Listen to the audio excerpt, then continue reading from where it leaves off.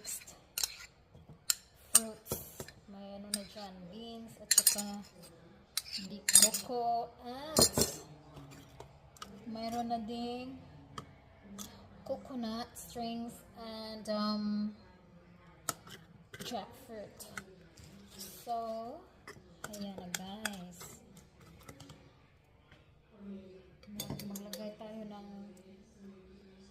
more of this dyan para kasi malaki yung glass, diba?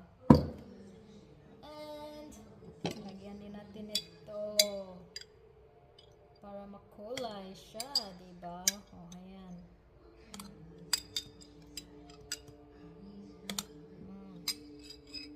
Lagyan natin muli ng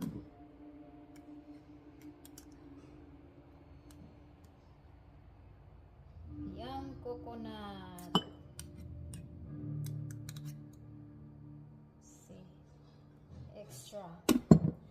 And of course, ang ating banana. Ayan, banana.